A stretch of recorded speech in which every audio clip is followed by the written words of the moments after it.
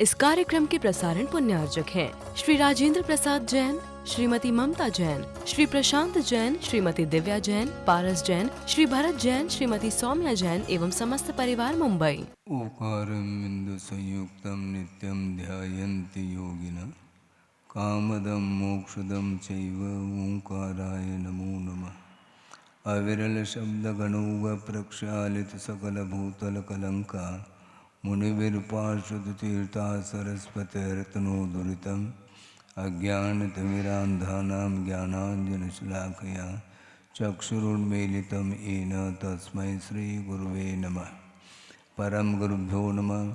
परम्पराचार्य गुरुभ्यो नमः। सकलकलुषविध्वंसकं श्रेयसां परिवर्धकं धर्म संबंधकं भव्यजीवमनप्रतिबोधकारकमिदं शास्त्रं श्री कार्तिकेयानुप्रेक्षा नामधेयम्। अस्य मूलग्रंथकर्तार श्री सर्वज्ञदेवाः तदुत्तरग्रंथकर्तार श्री गणधरदेवाः प्रतिगणधरदेवाः तेषां वचोनुसारमासाद्य श्रीमत् आचार्य प्रवर श्री कार्तिकेय देवैर्विरचितं मंगलम भगवान वीरो मंगलम गौतमो वने मंगलम कुंदकुंदाद्यो जैन धर्मोस्तु मंगलम सर्वमंगलमांगल्यम सर्वकल्याणकारकं प्रधानं सर्वधर्माणां जैनं जयतु कोटिशतं द्वादशैव कोटो लक्षाणि शेतेस्त्रिदिकानि चैव पंचाशदष्टौ च सहस्रसंख्यमेतत्श्रुतं पंचपदं नमामि।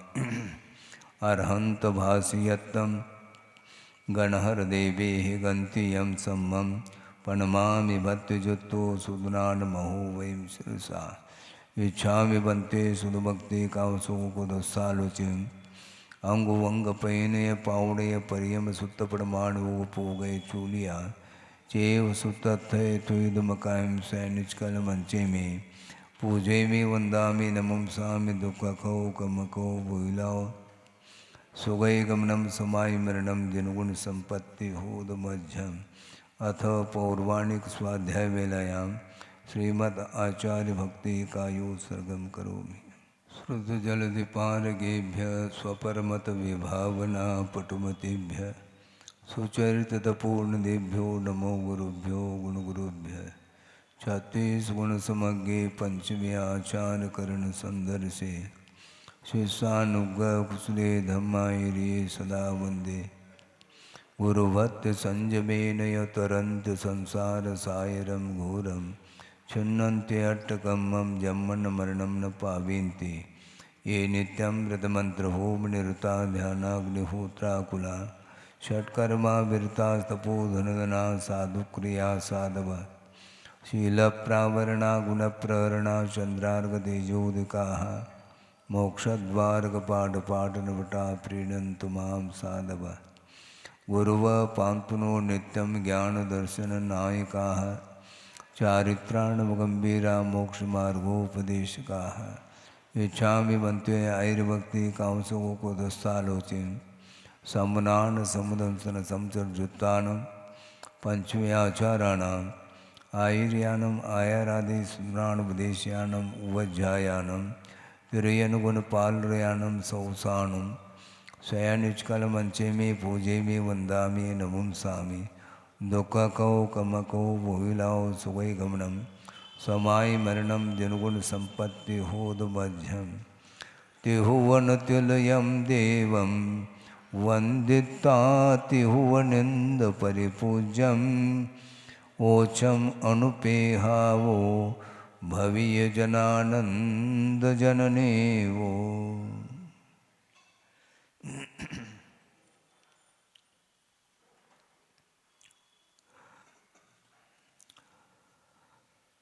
संसार अनुप्रेक्षा में मनुष्य गति का वर्णन चल रहा है और मनुष्य गति में भी कर्म भूमिज मनुष्य अलग होते हैं, भोग भूमिज मनुष्य अलग होते हैं जो कि ये गर्वज माने जाते हैं। और कल प्रसंग आया था कि कर्म भूमि में समूर्छन मनुष्यों की भी उत्पत्ति होती है, शरीर में ही उत्पत्ति होती है। शरीर के कुछ ऐसे संधि स्थान होते हैं जहाँ पर उनकी उत्पत्ति होती है, ऐसा आगमकारों ने कहा है। वो इतने सूक्ष्म होते हैं, वह त्रसजी होने के उपरांत भी वो दृष्टिगोचर नहीं होते हैं, किंतु उनके अंदर भी मनुष्यायु का, मनुष्यगति का उदय है, किंतु नीच गोत्र का उदय वहाँ पर पाया जाता है। इसके उपरांत गर्भज भी मनुष्य होते हैं, उसका भी यहाँ पर वर्णन किया जा रहा है। धीरे धीरे धीरे कषाय की मंदता के कारण बहुत सारे साधन सामग्री उपलब्ध होती है। बिना पुण्य कर्म के योग के अच्छी सामग्री प्राप्त नहीं होती, किंतु पुण्य कर्म के उदय में वह सामग्री उपलब्ध होने के उपरांत भी उस सामग्री का सदुपयोग प्रत्येक व्यक्ति करे अनिवार्य नहीं है। हाँ,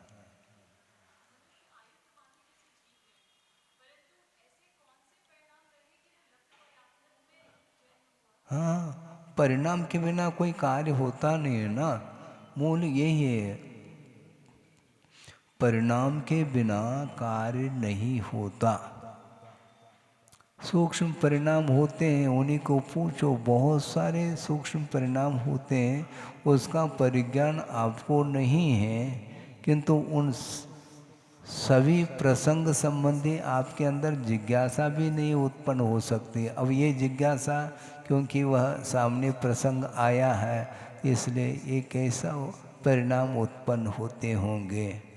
हम ये पूछना चाहते हैं, कोई निगोदिया निगोद पर्याय में जा रहा है, वो कैसा परिणाम उसने किया होगा, इसका बता दो, तो इसी प्रकार उसका भी उत्तर मिल जाएगा आपको।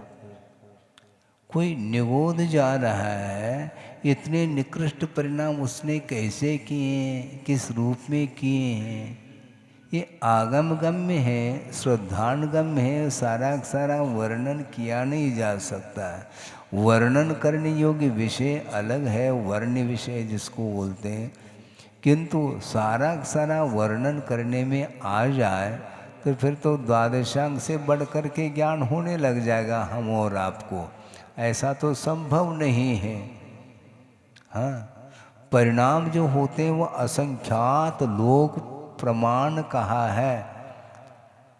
अब असंख्यात लोक प्रमाण ये भी श्रद्धान का ही विषय बन रहा है, तो असंख्यात लोक प्रमाण जो परिणाम हैं उनमें कोई न कोई परिणाम इसमें फिट हो रहा है। वो कौन सा है, ये दिव्य ज्ञान का विषय है। ये अच्छा उत्तर है क्या नहीं? ये उत्तर बहुत आगमोक्त ये समाधान है, क्योंकि असंख्यात लोक प्रमाण ये कषाय के परिणाम होते हैं, ऐसा आगम उल्लेख है। श्रद्धान आपको करना है श्रद्धान, तो ये कैसे किस बल पर श्रद्धान कर रहे हैं? आगम के बल पर कर रहे हैं। उसी प्रकार असंख्यात लोक प्रमाण जो परिणाम होते हैं कषाय संबंधी, तो उसमें कोई न कोई ऐसा परिणाम उसके अंदर कषाय परिणाम उत्पन्न हो रहे हैं जिसके कारण वह कार्य हो रहा। ये आगमोक्त उत्तर है बिल्कुल। असंख्यात लोक प्रमाण किसको बोलते हैं महाराज? हाँ, इसको भी हम बताना चाहेंगे। जिज्ञासा किसी ने नहीं उठाई, हम अपने तरफ से उठा करके उसका उत्तर दे रहे हैं। असंख्यात लोक प्रमाण का अर्थ ये है, एक लोक के प्रदेश कितने हैं असंख्यात है, उसको असंख्यात से गुणित कर लो तो जो गुणनफल आएगा वह असंख्यात लोक प्रमाण माना जाता है। इतने कषाय के परिणामों की क्वालिटी है, भिन्न भिन्न परिणाम होते हैं। परिणाम सीमित नहीं है, क्योंकि एक मिथ्या दृष्टि है, वह भी मनुष्य का बंद कर रहा है और वह समूर्छन मनुष्य भी बन रहा है। गर्भज मनुष्य भी बन रहा है और वह मिथ्या दृष्टि वह भोग भूमि में भी जा रहा है। जा रहा है कि नहीं? जा रहा है। नीच कुल में भी पैदा हो रहा है, उच्च कुल में भी पैदा हो रहा है, उच्च कुल में भी पैदा हो रहा है। 63 साल का पुरुष के रूप में भी वह जन्म ले रहा है, उसमें भी मनुष्य आयु ही है। तो मनुष्य आयु के जो परिणाम हैं वह विभिन्न प्रकार के परिणाम होते हैं, इसलिए एक परिणाम नहीं है। यहाँ पर मनुष्य आयु का बंद करके, मनुष्य गति का बंद करके मनुष्य कुल में उत्पन्न हो रहा है। मान लो जैन कुल में ही उत्पन्न हुआ है, किंतु कोई दरिद्र हो रहा है, कोई धनी हो रहा है। ये ऐसा कौन सा परिणाम किया था ये निर्धनी बना? इसका उत्तर आपको देना है। पहले दे दो, नहीं दे पाएंगे। तो इसी प्रकार ये है असंख्यात लोक प्रमाण। ये कषाय अध्यवसाय स्थान वाला बोला उन्होंने, आगमकारों ने।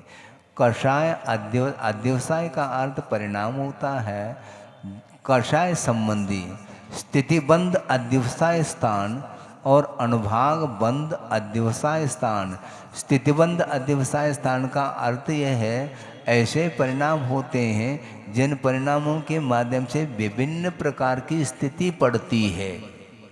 कोई 100 साल की उम्र को लेकर के आया है, कोई 50 साल की उम्र को लेकर के, कोई 40 साल की उम्र को लेकर के आ सकता है। कैसे परिणाम किया होगा? हाँ, इसका उत्तर देना कोई नहीं दे पाएगा, क्योंकि बिना परिणाम के ये होता नहीं है, तो तय है। आप अनुमान भी लगा नहीं पाएंगे, क्योंकि अनुमान प्रमाण भिन्न है, आगम प्रमाण भिन्न है और प्रत्यक्ष प्रमाण भिन्न है। और प्रत्यक्ष ज्ञान कितने हैं? अवधि ज्ञान, मन परिज्ञान और केवल ज्ञान। ये तीनों ज्ञान प्रत्यक्ष हैं। प्रत्यक्ष का अर्थ ये जो ज्ञान बिना इंद्रिय और बिना मन के आलम्बन लिए जो पदार्थ का ज्ञान करता है, उसका नाम प्रत्यक्ष ज्ञान कहा। विशदम प्रत्यक्षम, ऐसा वह स्पष्ट जानता है बिना किसी निमित्त का आलम्बन लिए बिना। है, आपके पास मन है, हाँ ठीक है, इंद्रियां भी हैं, हाँ ठीक है, लेकिन बिना प्रकाश के पढ़ सकते हैं आप? ये सब क्या है? ये ऐसा क्यों? क्षोभम ज्ञान की परिणति इसी ढंग, क्योंकि परोक्ष ज्ञान है, प्रत्यक्ष ज्ञान आपको नहीं है। और अवधि अपनी देवगति और नरगति में प्रत्यक्ष ज्ञान भी उपलब्ध होता है, जिसको भव प्रत्यय नाम का अवधि ज्ञान बोलते हैं। तो अवधि ज्ञान के माध्यम से पदार्थ का बोध अलग ढंग का होता है और परोक्ष ज्ञान के माध्यम से अलग ढंग का। यहाँ तक कि आगम में लिखा है कि गणधर परमेष्टि को भी जिज्ञासा उत्पन्न होती है। जिज्ञासा समाधान, उनको जिज्ञासा हो रही है, तो तुम समाधान दे पाओगे क्या? द्वादशांग के पाठी होने के बाद भी उनको जिज्ञासा इसलिए उत्पन्न हो रही है क्योंकि द्वादशांगात्मक जो श्रुत ज्ञान है वह केवल ज्ञान के सामने बूंद भी नहीं। केवल ज्ञान के माध्यम से केवली भगवान ने अतीत, अनागत और वर्तमान संबंधी अनंतानंत पर्याय और गुणों के साथ अनंतानंत द्रव्य का परिज्ञान एक समय में बिना किसी के आलम्बन के उनको ज्ञान उत्पन्न हुआ है।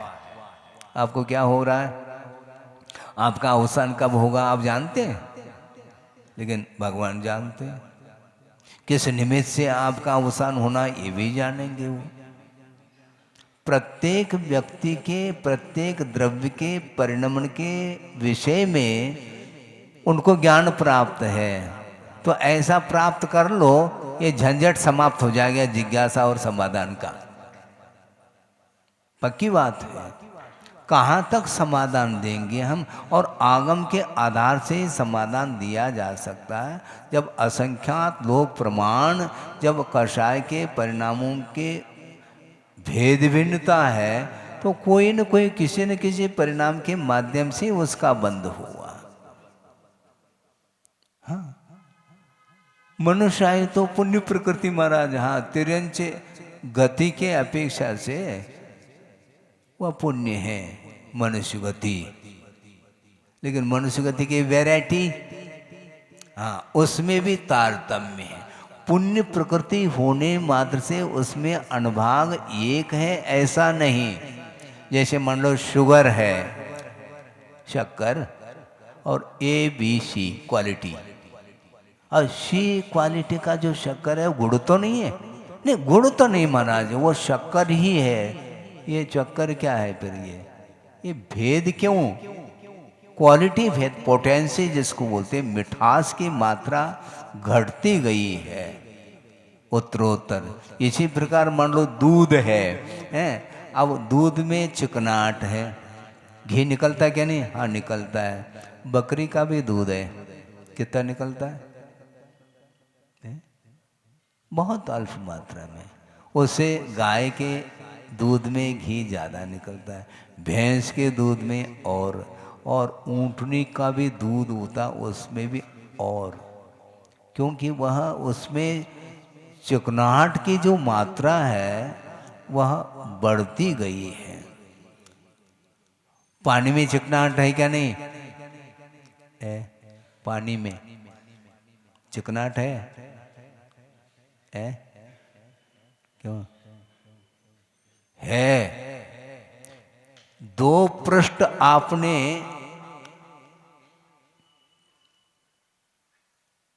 पानी के माध्यम से चिपक गए, दोनों पृष्ठ। कितने काल के लिए? जितनी उसके अंदर चिकनाहट है उतनी काल के लिए वह चिपक जाता है। बाद में गुरुदेव ने एक और उदाहरण दिया था, मान लो पुंज चढ़ाया और कुछ जो है बिखर गए हैं चावल, और आपका गीला हाथ है, चिपक जाएंगे। लेकिन 1 आध सेकंड में फिर सारे के सारे बिखर जाएंगे। इसको बोलते हैं राग द्वेष की जो चिकनाहट के माध्यम से कर्म का आश्रय होता है।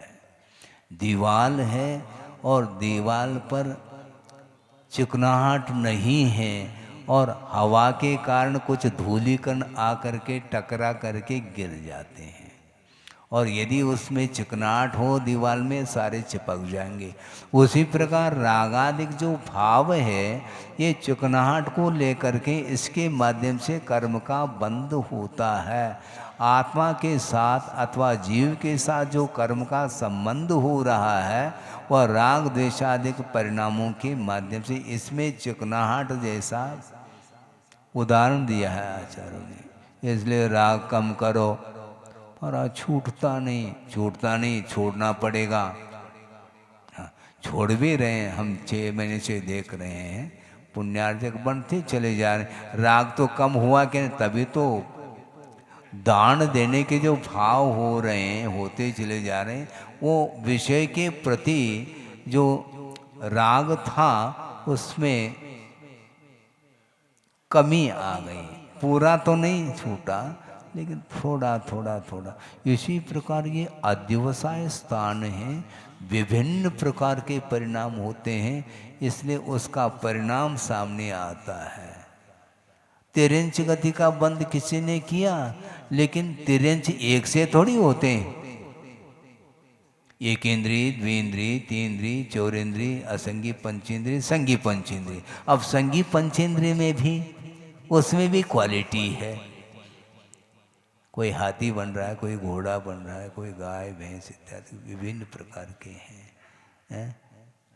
और किसी को कुछ ऐसे भी हैं जिसको देखना पसंद नहीं करेंगे, यदि स्पर्श में आ जाए तो आप नहा लेंगे, स्नान करेंगे, वो भी संगी पंचेंद्रिय है।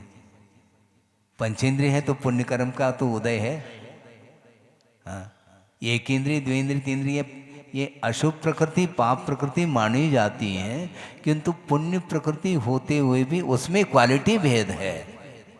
जैसा अभी हमने शक्कर का उदाहरण दिया था, ये क्वालिटी भेद रहेगा। उसी प्रकार ये अब इस प्रकार जिज्ञासा नहीं रखना, क्योंकि असंख्यात 2 प्रमाण जब परिणाम है, कोई न कोई ऐसा परिणाम है जिसका परिणाम ये निकल रहा है, ये लब्धि पर्याप्तक मनुष्य बना है। कोई कर्म भूमि का मनुष्य बन रहा है, कोई भोग भूमि का बन रहा है। ऐसा क्यों? क्यों मत पूछो, उसी क्वालिटी का उसने बंद किया है। कर्म भूमि में जो मनुष्य बन करके आप आए हैं, तो आपको यहाँ पर भोग नहीं मिलेंगे, भोग की बाहुल्यता यहाँ पर नहीं रहेगी, यहाँ पर कर्म करना पड़ेगा। हाँ, बिना कर्म किए षटकर्म होते हैं, असी मसी कृषि वाणिज्य शिल्प विद्या, ये इसके माध्यम से ही जीवन का यापन होता है। आजीविका जो आपकी चलेगी ये षटकर्म के माध्यम से, और भोग भूमि में कोई कर्म नहीं, क्योंकि यहाँ पर कर्म किया है, वहाँ पर जाकर के फल भोगेंगे, और 1 पल 2 पल 3 पल तक आयु वहाँ पर मिलेगी, और वहाँ पर कल्प वृक्ष के माध्यम से आपकी इच्छा की पूर्ति होगी। अनेक प्रकार के कल्प वृक्ष हैं। हमें भवन मिल जाए, भवन निर्माण करने की आवश्यकता नहीं, वहाँ निर्माण कमेटी की भी आवश्यकता नहीं, ऑटोमेटिक वह अकृत्रिम मिल रहा है। सुन रहे क्या? नहीं, क्यों? वहाँ पर कमेटी की जरूरत नहीं है, वहाँ पर इच्छा भर हो गई वह भवन का निर्माण। आपको भोजन चाहिए तो भोजन बनाने की, रसोई की, किचन की कोई आवश्यकता नहीं, वहाँ पर भाव हो गया तो वह उसकी पूर्ति होगी। भोजनांग है, भाजनांग है, ये सारे। वस्त्र चाहिए तो वस्त्र मिलेंगे, जादू तो नहीं, जादू कुछ नहीं है, ये पुण्य का परिणाम है। उस प्रकार का पुण्य आपने अतीत जीवन में किया था, वह भी मनुष्य ही बना है। वह ऐसा क्यों बना, इसके बारे में किसी ने नहीं पूछा अभी तक। मनुष्य है तो पुण्य है, तो कर्म भूमि में जन्म लेने वाला भी मनुष्य है, वो भूभूमि में जन्म लेने वाला भी वो भी मनुष्य है, किंतु परिणाम में अंतर है, तो उसका रिजल्ट भी भिन्न भिन्न ही निकलेगा। और भोग भूमि में उत्पन्न होकर के भी कोई जघन्य भूभूमि में पैदा हो रहा है, कोई मध्यम भूभूमि में, और कोई उत्तम भूभूमि में पैदा हो रहा है। वहाँ पर 3 पल की आयु है, और 3 दिन के बाद वह भोजन लेता है। उसको आकुलता नहीं होती, भूख नहीं लगती उसको, न प्यास लगती है। यहाँ पर कितने बार भोजन करते हैं पता नहीं, कितने बार लिक्विड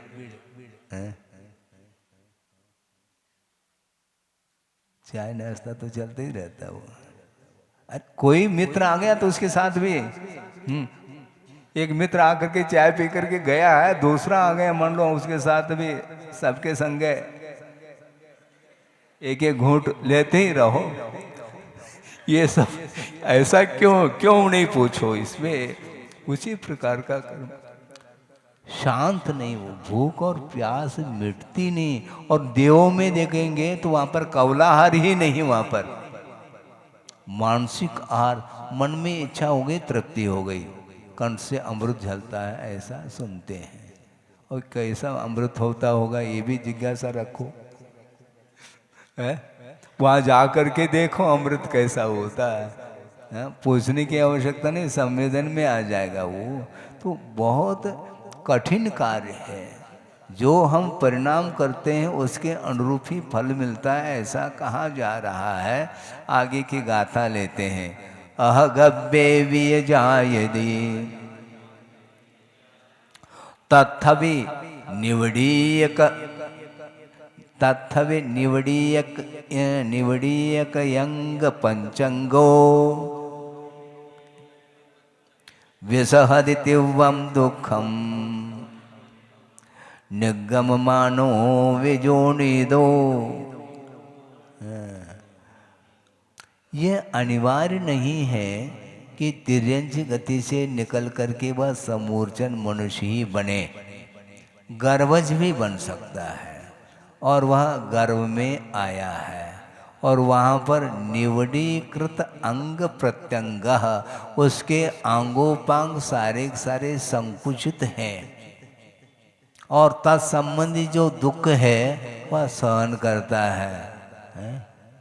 वहाँ पर बैठने उठने के लिए कोई फैसिलिटी नहीं। वहाँ पर संकीर्ण जगह में वो 9 महीने तक वह अपने अंग और प्रत्यंग को संकुचित करके रहता है।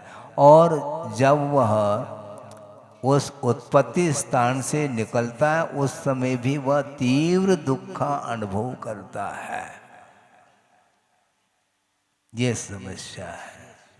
और इस प्रकार वह गर्भ संबंधी, जन्म संबंधी वह अनंत दुख का अनुभव किया है।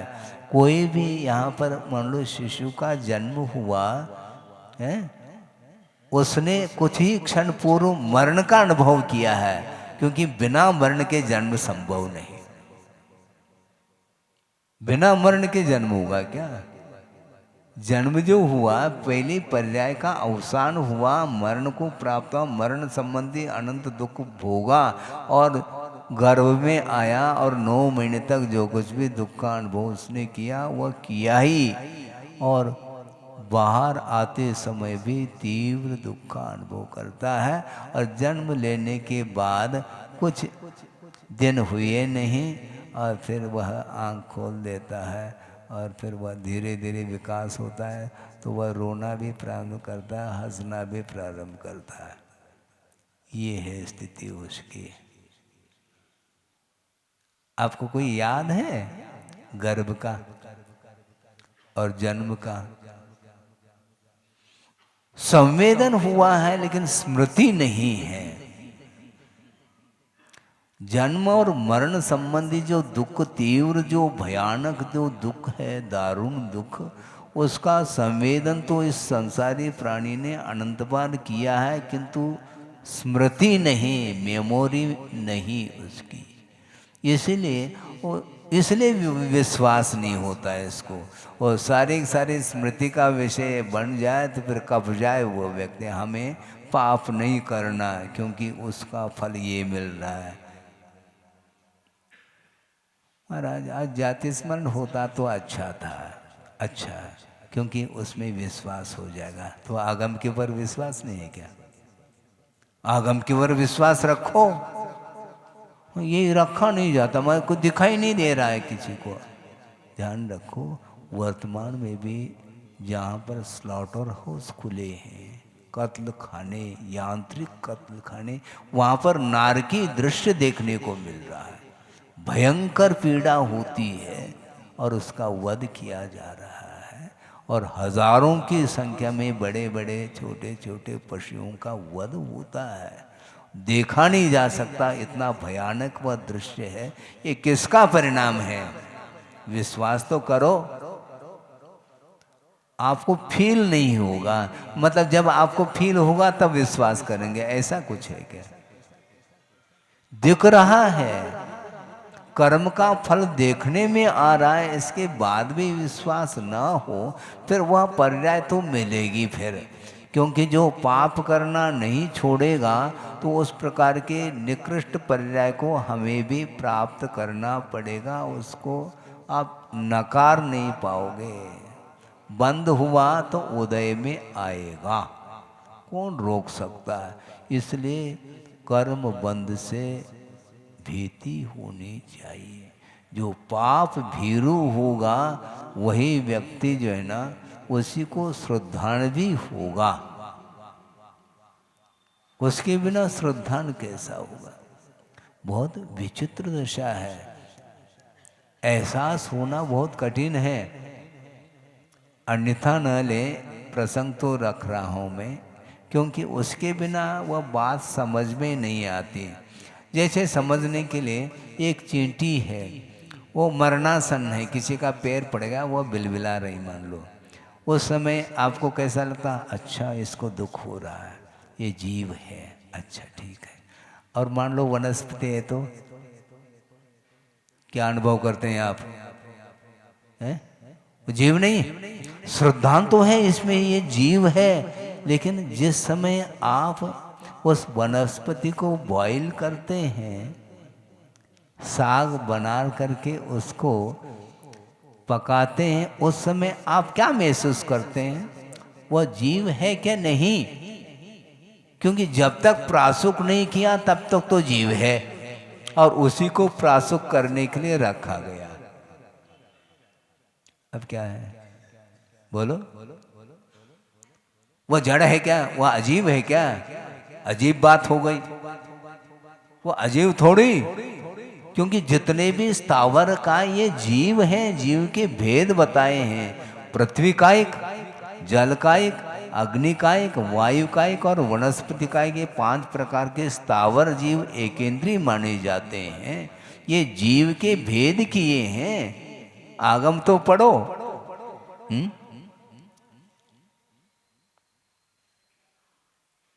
बहुत कठिन काम है, पाषाण है। वो जीव है क्या? नहीं है। इसलिए श्रमण लोग इन जीवों की भी रक्षा करते हैं। वो गृहस्थ के लिए ये संभव नहीं है, क्योंकि गृहस्थ आरंभ किए बिना उसका जीवन चलेगा नहीं, और आरंभ के माध्यम से हिंसा होती। आरंभ का अर्थ ही प्राणों का व्यपरोपण, विराधना होती, तब कहीं जाकर के वह सांसारिक कार्य कर पाता है। इसलिए श्रमण लोग सांसारिक कार्य के लिए आशीर्वाद नहीं देते। आप आकर के नमोस्तु कर दें, धर्म वृद्धि का आशीर्वाद। महाराज हम फैक्ट्री का उद्घाटन करने जा रहे हैं, आपका आशीर्वाद, ओम शांति। मतलब हम आशीर्वाद नहीं देंगे, खत्म बात। क्योंकि आप फैक्ट्री खोलो और उसके माध्यम से जो जीवों की विराधना, असंख्य अनंत जीवों की विराधना होगी, वो सारा का सारा हमारे माथे पर आएगा। वो ये संभव नहीं। किसी ने कहा कि महाराज हम नई गाड़ी खरीदने जा रहे हैं, आपका आशीर्वाद है। मैं तो ईर्या समिति से चलूं और आपके लिए गाड़ी के लिए आशीर्वाद दे दो, इससे अच्छा तो मैं गाड़ी में चलता तो और अच्छा था, है? हाँ बिल्कुल पक्की बात है। वाहन का तो हमने त्याग कर लिया और वाहन का मैं समर्थन करूं, आशीर्वाद दूं, ये बात बनेगी नहीं।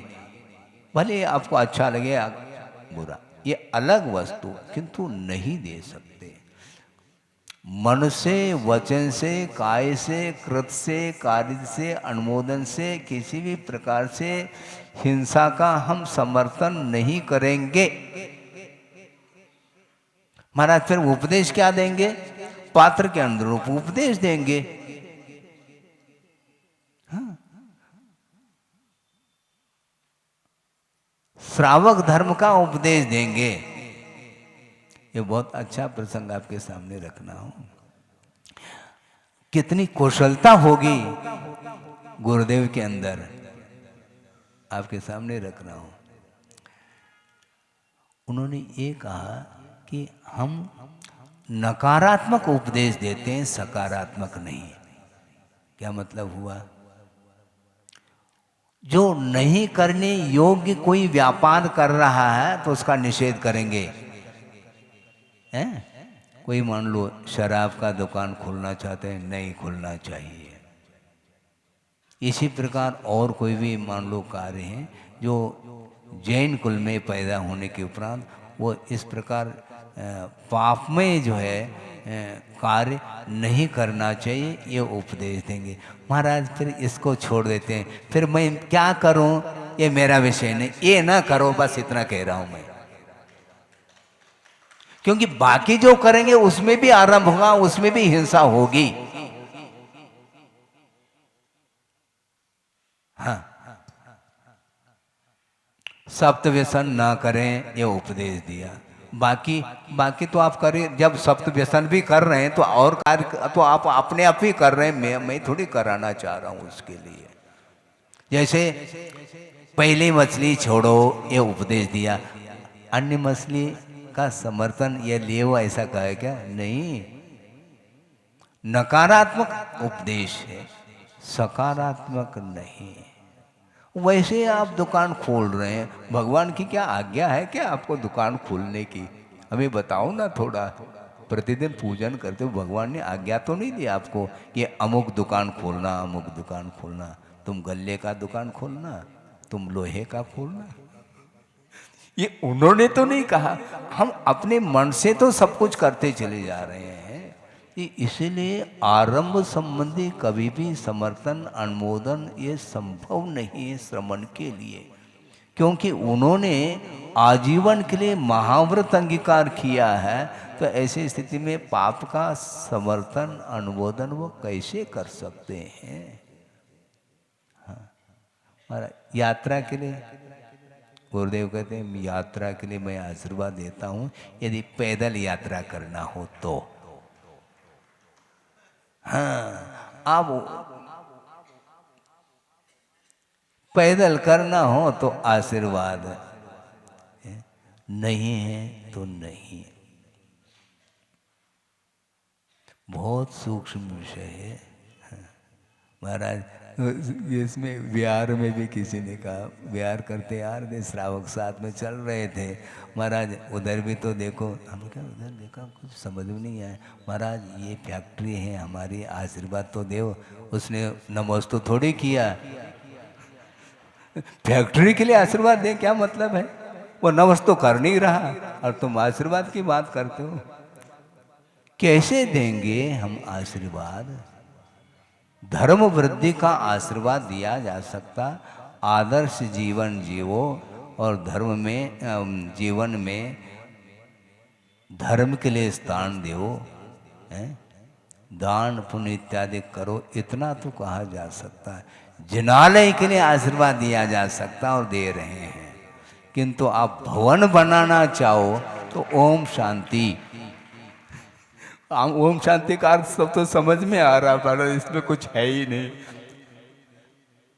कैसे करेंगे हम? नहीं हो सकता। इसलिए मैं ये कह रहा था कि जो स्थावर जीव है उनमें जीवत्व का एहसास आपको हो रहा है क्या? नहीं, श्रद्धा तो है, लेकिन कार्य करते समय दिल कपता नहीं।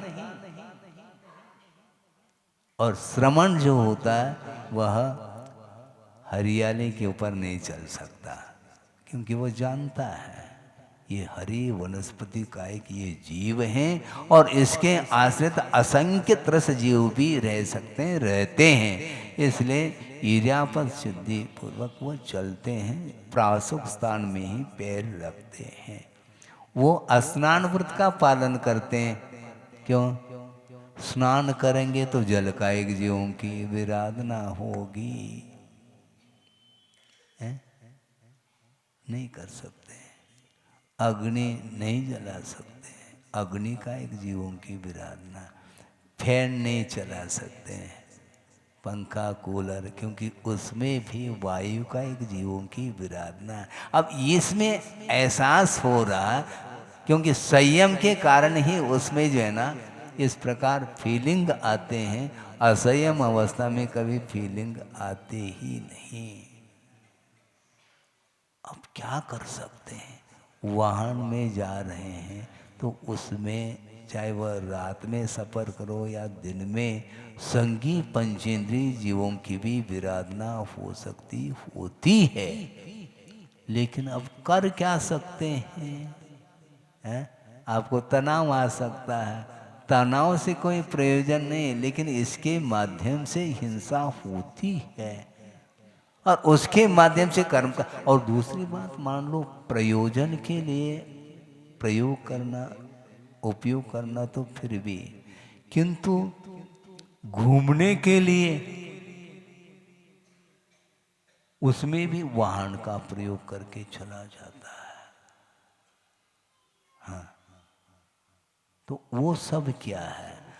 हम तो सुख के लिए, हम तो सुख चाह रहे हैं, और जिन साधनों के द्वारा आपको सुख महसूस हो रहा है उन्हीं साधनाओं के माध्यम से असंख्य जीवों की विराधना हो रही, घात हो रहा है। ये कम से कम महसूस तो होना चाहिए। नहीं होता, इसी का नाम असंयम बोलते हैं। इसके उपरांत भी हमारा ये कहना है कि राग नहीं छोड़ सकते, नहीं छूट रहा है, किंतु अनुपात से कम तो किया जा सकता है। कम करो। अधिक नहीं है। और की जो फूक है उसके माध्यम से हिंसा होगी और पाप कर्म का बंध होगा। फिर बाद में वर्तमान में जो पर्याय आपको मिली है वह भविष्य में नहीं मिलेगी।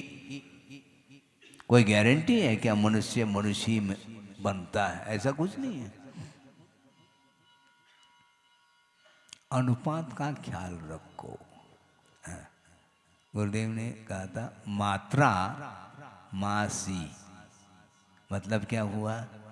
शिशु का पालन करती है माँ और वह मात्रा का ख्याल रखती है, उसके माध्यम से शिशु का पालन होता है। उसी प्रकार आप लोग भी मात्रा का ख्याल रखें, अनुपात का ख्याल रखना चाहिए। क्योंकि अननेसेसरी अनावश्यक यदि मान लो वित्त का अर्जन करेंगे तो उसके माध्यम से आपको मिलना क्या है? आवश्यक जो है उसके उपार्जन करने के लिए भी पाप का अर्जन हो रहा है, और अनावश्यक यदि हम कमाएंगे उसके माध्यम से फिर उसकी कोई सीमा नहीं है पाप की। इसीलिए कहा जा रहा है स्वाध्याय करो और जो कहा है उसके अनुरूप अपने जीवन को बनाओ। आदर्श जीवन जीने का जो पुरुषार्थ करता है उसका विकास नेट है, निश्चित होगा। हाँ, और आप लोग आदर्श जीवन जी रहे हैं, तभी दान के इत्यादि के भाव भी आ जाते हैं। ऐसे भी जीव होंगे, ऐसे भी मनुष्य होंगे, और वह रईस भी हो सकते हैं, इसमें क्या दिक्कत है? अरबपति खरबपति हो करके भी वह उसका सदुपयोग कौन कितना कर सकता है? पुण्य के उदय में संपदा का मिलना अलग विषय है, किंतु उस संपदा का सदुपयोग करने के लिए 7 से पुण्य की आवश्यकता होती है जो आपके पास है। 7 से पुण्य का उदय जागृत हुआ है गुरुदेव के सानिध्य मिलने से, और पुण्य के उदय से संपदा आपको मिली है, किंतु उसका सदुपयोग करने के लिए जो पुण्य उदय को प्राप्त हुआ वह 7 से पुण्य माना जाता है। उसके माध्यम से सदुपयोग हो रहा है। अपने जीवन यापन के लिए जो भी उपयोग में आता है वह अलग, किंतु सारा का सारा और जो कुछ भी संपदा है वह बड़े प्रसन्न भाव के साथ वो लेकर के आता है। महाराज हम चढ़ा रहे हैं आपके चरणों में, लेकिन हम लेंगे नहीं है। आपने चढ़ाया है, अब सदुपयोग करो, जनालय का निर्माण करो, जनबिंब स्थापित करो, तो भविष्य में जो 7 से पुण्य जो अर्जित होगा वो मुझे नहीं देना और दे भी नहीं सकते। हाँ, पक्की बात है। रास्ता आपका प्रशस्त होता चला जाएगा और ऐसे ऐसे सामग्री आपको मोक्ष मार्ग की सामग्री मिलेगी जिसका हम अंदाज नहीं लगा सकते। मान लो कोई स्वर्ग चला जाता है, वहाँ से जीवन व्यतीत करके वह विदेह क्षेत्र में जा कर के जन्म लेता है, जहाँ पर विद्यमान 20 तीर्थंकर हैं, उनका दर्शन करना, पूजन अर्चन करना, और वहाँ पर संयम धारण करके मुक्त हो जाता है। ये किसका परिणाम है? अब कमाया हुआ वह बाद में काम में आता। खूब कमाओ, क्या खूब कमाओ। हाँ, दान देने में मात्रा माँ से नहीं तो दिक्कत हो जाएगी। वहां पर तो ओवर अनुपात अपने लिए कम रखो, बंटवारा धर्म के लिए ज्यादा, स्वयं के लिए कम।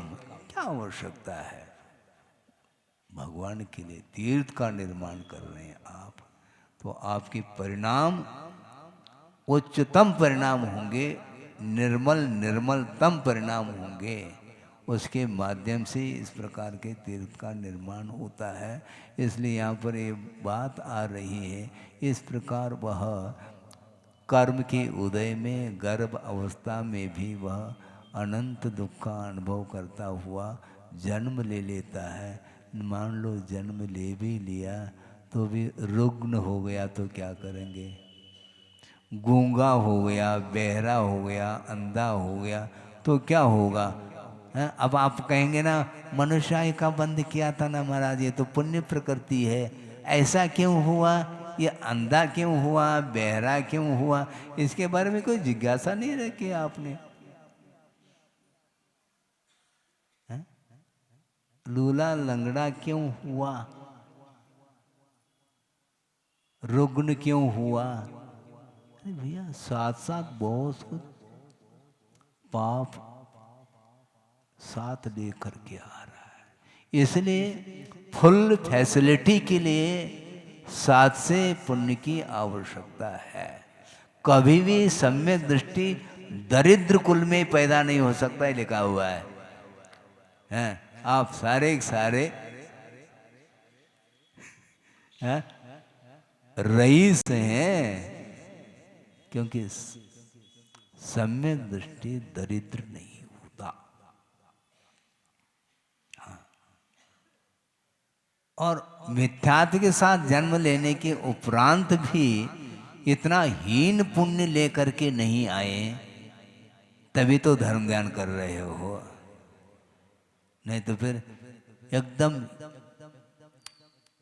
एकदम ही हीन पुण्य हो तो फिर तो मनुष्य तो बना लेकिन लब्धि पर्याप्त तक बना, वो किस काम का है? वो पुण्य कुछ है ही नहीं, वो क्या काम है?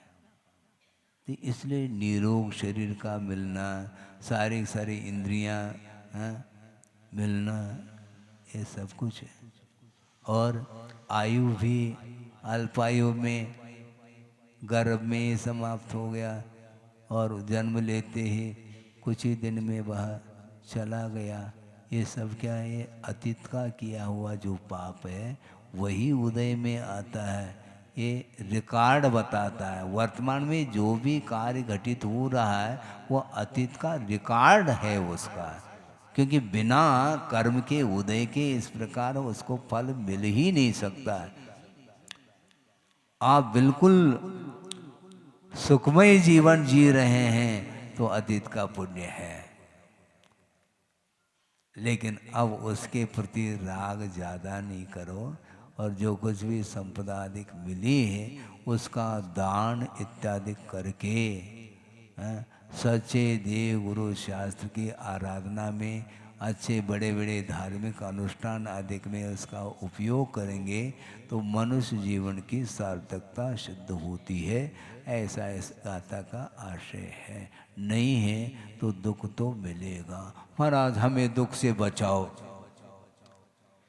है? हम कैसे बचाएं? दुख से बचाओ।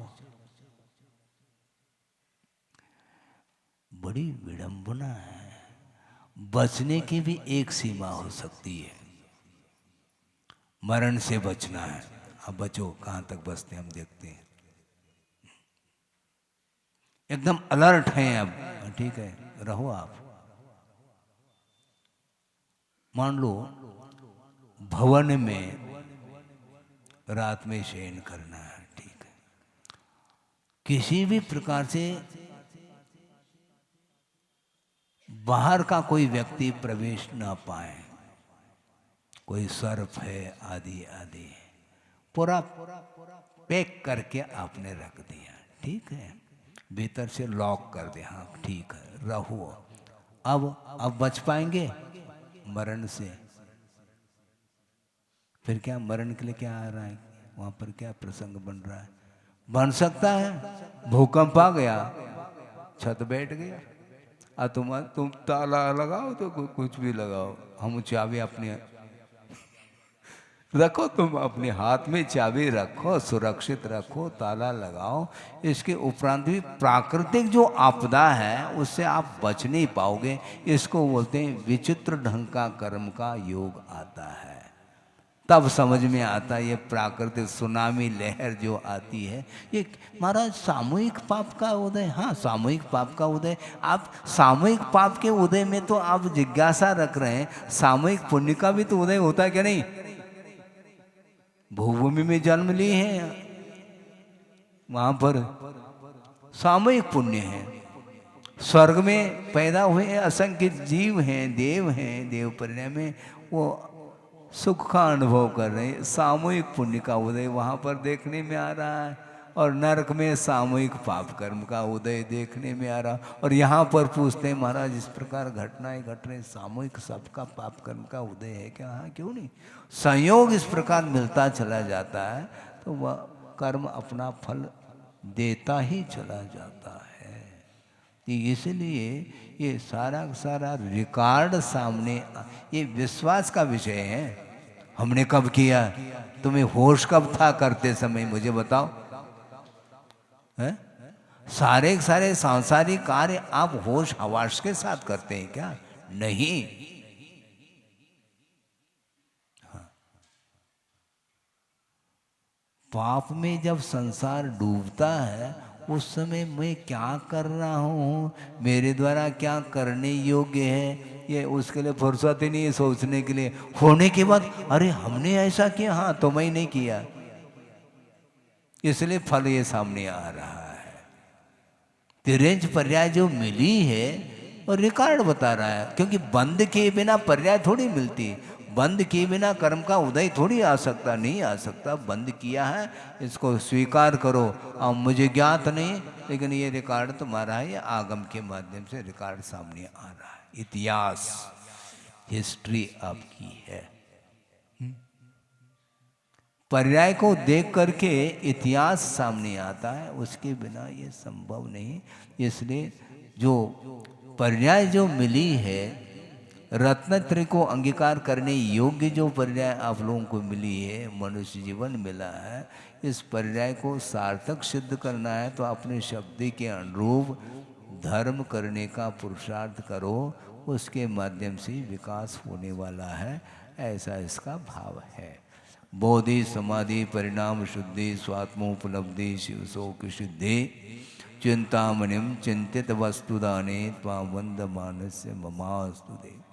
परम पूजाचार्य गुरुवर श्री विद्यासागर जी मुनि महाराज की जय। इस कार्यक्रम के प्रसारण पुण्यार्चक थे श्री राजेंद्र प्रसाद जैन, श्रीमती ममता जैन, श्री प्रशांत जैन, श्रीमती दिव्या जैन, पारस जैन, श्री भरत जैन, श्रीमती सौम्या जैन एवं समस्त परिवार, मुंबई।